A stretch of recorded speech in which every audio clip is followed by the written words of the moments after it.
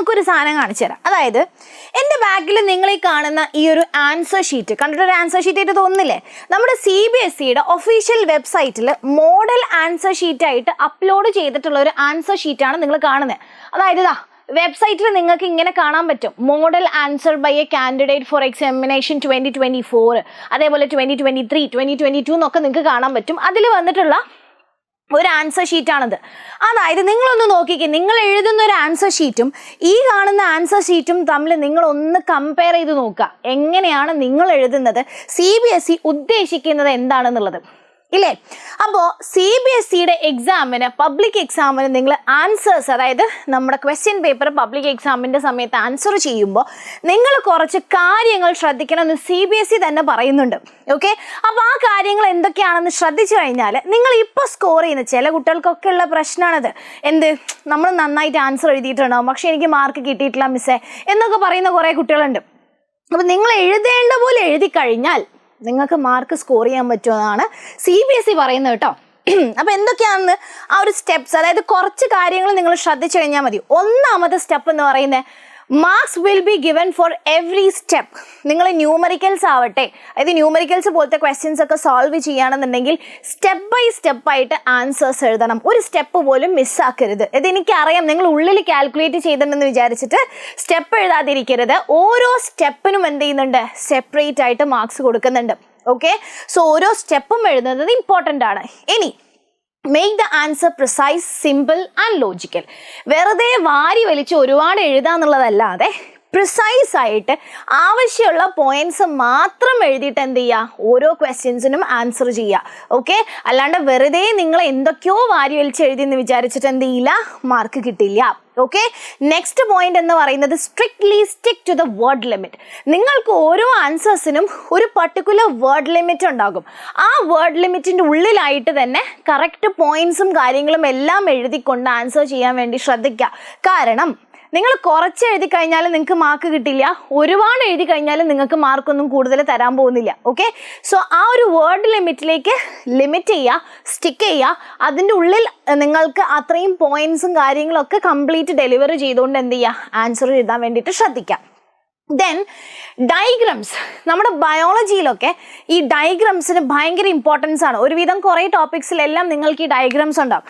അപ്പോൾ അങ്ങനെ ഡയഗ്രംസ് വരുന്ന ടോപ്പിക് ആണെന്നുണ്ടെങ്കിൽ നിർബന്ധമായിട്ടും നിങ്ങളുടെ ആൻസർ പേപ്പറിൽ എന്ത് ചെയ്യണം, ആ ഡയഗ്രം വരച്ചിട്ടുണ്ടാവണം. ബിക്കോസ് നമ്മൾ ഡയഗ്രം കൂടെ അതിൻ്റെ കൂടെ വരയ്ക്കുന്ന സമയത്ത് ഇറ്റ് ക്യാരീസ് എക്സ്ട്രാ മാർക്സ്. നിങ്ങളിവിടെ ഇപ്പോൾ ഈ ഒരു ആൻസർ പേപ്പറിൽ നിങ്ങൾ കണ്ടോ, ഇവിടെ ഓരോ ഡയഗ്രംസ് കണ്ടോ, ഇതിലൊക്കെ അവൻ എന്ത് ചെയ്തിട്ടുണ്ട്, ന്യൂമറിക്കൽസ് സോൾവ് ചെയ്യുന്ന സമയത്ത് ഡയഗ്രംസ് വരച്ചിട്ടാണ് എന്ത് ചെയ്യുന്നത്, സോൾവ് ചെയ്യുന്നത്. അതേപോലെ ഇത് സയൻസിൻ്റെയാണ് കേട്ടോ.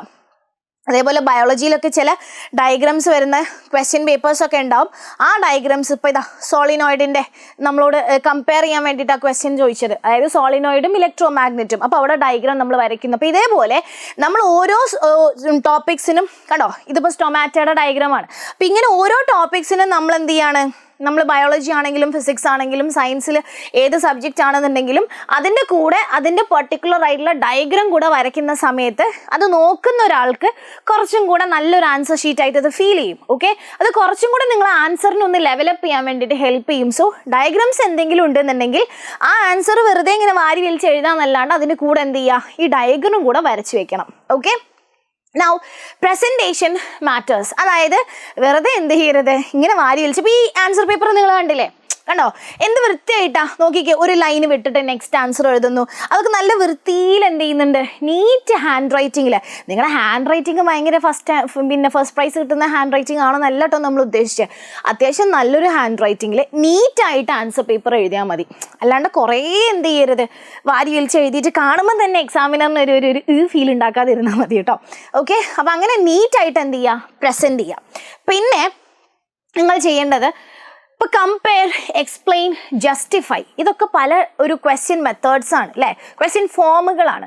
നിങ്ങൾക്ക് കമ്പയർ ചെയ്യാനാണ് ക്വസ്റ്റ്യൻ തന്നെന്നുണ്ടെങ്കിൽ വെറും കമ്പയർ മാത്രം ചെയ്താൽ മതി. വെറുതെ അതിന് കുറേ പോയിട്ട് എക്സ്പ്ലെയിൻ ചെയ്തിട്ടിരിക്കരുത്. അപ്പോൾ ഏതാണോ നിങ്ങളോട് ചോദിച്ചിട്ടുള്ള ക്വസ്റ്റ്യൻ, എന്താണോ ക്വസ്റ്റ്യനിൽ കറക്റ്റായിട്ട് ചോദിച്ചിട്ടുള്ളത് അതിലേക്ക് സ്റ്റിക്ക് ചെയ്യുക. അപ്പോൾ ജസ്റ്റിഫൈ ചെയ്യാനാണെങ്കിൽ, കമ്പയർ ചെയ്യാനാണെങ്കിൽ, എക്സ്പ്ലെയിൻ ചെയ്യാനാണെങ്കിൽ അതൊക്കെ എന്ത് ചെയ്യുക, ശ്രദ്ധിച്ചിട്ട് മാത്രം ആൻസർ ചെയ്യുക. അല്ലാണ്ട് ഈ കാണുന്ന 3 ക്വസ്റ്റ്യൻസിനും ഒരേപോലെ എന്ത് ചെയ്യില്ല, നമ്മൾ ആൻസേഴ്സ് എഴുതില്ല, നിങ്ങൾക്ക് അറിയാലോ. അപ്പോൾ അതൊക്കെ കറക്റ്റ് നോക്കിയിട്ട് എന്ത് ചെയ്യുക, ആൻസേഴ്സ് എഴുതാം. നെക്സ്റ്റ് സ്റ്റെപ്പ് എന്ന് പറയുന്നത് നിങ്ങളുടെ ആൻസേഴ്സിനെ ഓർഗനൈസ് ചെയ്യുക. ഇപ്പോൾ ഇവിടെ ഒരു ആൻസർ ഷീറ്റിൽ നിങ്ങൾ കണ്ടോ, ഇപ്പോൾ ഇവിടെ ഇവിടെ ഒരു ഇക്വേഷൻ എഴുതിയിട്ടുണ്ട്. അതിൻ്റെ എന്താ പറയുക, നമ്മുടെ ഡെഫിനിഷൻ വരുന്നത് കുറച്ച് ഇപ്പുറത്തേക്ക് വിട്ടിട്ട് കണ്ടോ, ഒന്ന് ഓർഗനൈസ് ചെയ്തിട്ട് കാണുമ്പോൾ ഒരു വൃത്തി തോന്നുന്ന രീതിയിൽ എന്ത് ചെയ്യണം, നിങ്ങളുടെ ആൻസർ പേപ്പേഴ്സിൽ ആൻസേഴ്സൊക്കെ എന്ത് ചെയ്യുക, ഒന്ന് ഓർഗനൈസ് ചെയ്തിട്ട് എഴുതുക. അല്ലാണ്ട് അങ്ങനെ വാരി വലിച്ച് എഴുതുന്നൊരു ഫീൽ വരാണ്ടിരുന്നാൽ മതി. Okay, ready? Then manage your time. നിങ്ങളുടെ time management is very important. കാരണം നമ്മുടെ ക്വസ്റ്റ്യൻ പേപ്പർ നിങ്ങൾക്ക് അറിയാം ഇപ്പോൾ കുറച്ചും കൂടെ കോമ്പറ്റേറ്റീവ് ലെവൽ ആയതുകൊണ്ട് തന്നെ ഒരുപാട് MCQസും കാര്യങ്ങളൊക്കെ നമ്മുടെ ക്വസ്റ്റ്യൻ പേപ്പറിൽ വരുന്നുണ്ട്. അപ്പോൾ ഈ MCQs ഒക്കെ സോൾവ് ചെയ്യുന്ന സമയത്ത് ഇപ്പോൾ MCQയിൽ ഇപ്പോൾ ചില ന്യൂമറിക്കൽസ് ഒക്കെ MCQs ആയിട്ട് ചോദിക്കാറുണ്ട്. അപ്പോൾ ഈ 1 മാർക്ക് കിട്ടുന്ന ക്വസ്റ്റ്യന് നിങ്ങളൊരു 10 മിനിറ്റ് ചിലവാക്കുന്നതിന് പകരം നിങ്ങൾ എന്ത് ചെയ്യണം, ഒരു 4 മാർക്സ് കിട്ടുന്ന ക്വസ്റ്റ്യൻ അപ്പുറത്തുണ്ടെന്നുണ്ടെങ്കിൽ അത് പോയിട്ട് അറ്റൻഡ് ചെയ്യുക. ഓക്കെ, അപ്പോൾ കൂടുതൽ മാർക്ക് കിട്ടുന്ന ക്വസ്റ്റ്യന് കൂടുതൽ ടൈം കൊടുക്കുക. ഓക്കെ, കുറവ് മാർക്ക് കിട്ടുന്ന ക്വസ്റ്റ്യന് കുറഞ്ഞ ടൈമേ കൊടുക്കാവൂ. അപ്പോൾ അത് അങ്ങനെ ഒരു രീതിയിൽ നിങ്ങൾ എന്ത് ചെയ്യണം, നിങ്ങളുടെ ടൈമിനെ മാനേജ് ചെയ്തിട്ട് പഠിക്കണം. അപ്പോൾ ഇങ്ങനെ മാനേജ് ചെയ്യണം എന്നുണ്ടെങ്കിൽ നിങ്ങൾ എന്ത് ചെയ്യണം, sample question papers try out ചെയ്യണം. ഒരുപാട് സാമ്പിൾ ക്വസ്റ്റ്യൻ പേപ്പേഴ്സ് നിങ്ങൾക്ക് ഇപ്പോൾ അവൈലബിൾ ആണ്. ഓൾസോ നമ്മുടെ CBSEയുടെ അക്കാഡമിക് വെബ്സൈറ്റിലും എന്തുണ്ട്, സാമ്പിൾ ക്വസ്റ്റ്യൻ പേപ്പേഴ്സ് ഇഷ്ടം പോലെ അവൈലബിൾ ആണ്. അപ്പോൾ ഇതൊക്കെ എടുത്ത് എന്ത് ചെയ്യുക, ഒന്ന് പ്രാക്ടീസ് ചെയ്ത് നോക്കാം. പിന്നെ അതേപോലെ നിങ്ങൾ പാരഗ്രാഫ് ടൈപ്പ്, അതായത് 4 മാർക്സിൻ്റെ ഒക്കെ essay ക്വസ്റ്റ്യൻസ് ഒക്കെ എഴുതുകയാണെന്നുണ്ടെങ്കിൽ അതിന് ഹെഡിങ്സ് ആൻഡ് സബ് ഹെഡിങ്സ് ആയിട്ട് എന്ത് ചെയ്യുക, തിരിച്ചിട്ട് എഴുതുക. അല്ലാണ്ട് ഒരൊറ്റ പാരഗ്രാഫിൽ ഇങ്ങോട്ട് എഴുതി വെക്കാന്നല്ലാണ്ട് അതിന് ഹെഡിങ്സും സബ് ഹെഡിങ്സും ഒക്കെ ആയിട്ട് എന്ത് ചെയ്യണം, നന്നായിട്ട് തിരിച്ചിട്ട് വേണം എഴുതാൻ. അതേപോലെ ശ്രദ്ധിക്കേണ്ട ഒരു കാര്യം, ഈ ക്വസ്റ്റ്യൻസിൽ നമ്മൾ എഴുതുന്ന സമയത്ത് നിങ്ങളിപ്പം നമ്മൾ തുടക്കത്തിൽ എന്ത് ചെയ്യണം, അതിൻ്റെ ഒരു ഇൻട്രൊഡക്ഷൻ, അതായത് ഒരു ആൻസറൊക്കെ എഴുതുന്ന സമയത്ത് ആ ഒരു പർട്ടിക്കുലർ പാർട്ടിൻ്റെ ഒരു ഇൻട്രൊഡക്ടറി പാർട്ട് നിങ്ങൾ ഒരു പാരഗ്രാഫിൽ എഴുതുന്നു.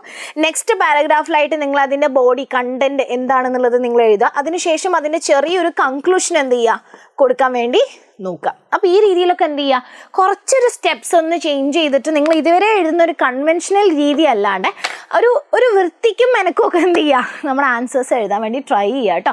അപ്പോൾ ഈ ഒരു സ്റ്റെപ്സും കാര്യങ്ങളൊക്കെ നിങ്ങൾ ഫോളോ ചെയ്യുകയാണെന്നുണ്ടെങ്കിൽ ഒരു ലെവലപ്പ്, നിങ്ങളുടെ ആൻസർ പേപ്പർ കാണുമ്പോൾ തന്നെ എക്സാമിനറിന് ഒരു സന്തോഷമായിരിക്കും. നിങ്ങൾ ആലോചിച്ച് നോക്കിക്കേ, എന്തോ ഒരു വൃത്തിയായിട്ട് ആൻസർ പേപ്പർ കണ്ടു, അതിൻ്റെ അകത്ത് ആൻസേഴ്സ് ഒക്കെ കറക്റ്റാണ്, എന്നാലും ആ എക്സാമിനറിന് ആ ഒരു ഫസ്റ്റ് ഇംപ്രഷൻ ഫീൽ എന്തായിരിക്കും, വളരെ മോശമായിരിക്കും. അപ്പം നമ്മുടെ ആൻസർ പേപ്പർ നമ്മൾ എത്രത്തോളം നീറ്റായിട്ട് എഴുതാൻ പറ്റുന്നോ അത്രത്തോളം കീപ്പ് ചെയ്യുക. അപ്പോൾ ഇതൊക്കെ ചെയ്യണം എന്നുണ്ടെങ്കിൽ നിങ്ങളിത് എന്ത് ചെയ്യണം, പ്രാക്ടീസ് ഔട്ട് ചെയ്യണം. നിങ്ങൾ സ്വന്തമായിട്ട് ഇങ്ങനെ എഴുതി പ്രാക്ടീസ് ചെയ്തിട്ടുണ്ടാവണം.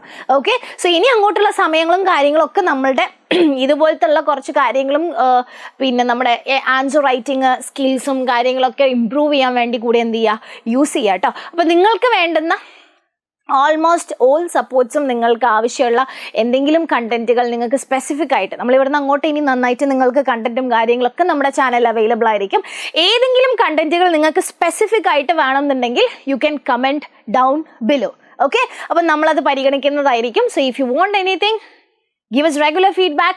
പിന്നെ അതുപോലെ തന്നെ ഇതുപോലെയുള്ള നമ്മുടെ ഓരോ വീഡിയോസിൻ്റെയും കണ്ടന്റിൻ്റെയും നോട്ട്സും കാര്യങ്ങളൊക്കെ കിട്ടാൻ വേണ്ടിയിട്ട് നിങ്ങൾക്ക് നമ്മുടെ വാട്സാപ്പ് കമ്മ്യൂണിറ്റിയിലേക്ക് ജോയിൻ ചെയ്യാവുന്നതാണ്. ലിങ്കും കാര്യങ്ങളൊക്കെ താഴെ കൊടുത്തിട്ടുണ്ടാവും. സോ ഫ്രണ്ട്സിനെ എല്ലാവരും ഷെയർ ചെയ്യുക, സബ്സ്ക്രൈബ് ചെയ്യുക.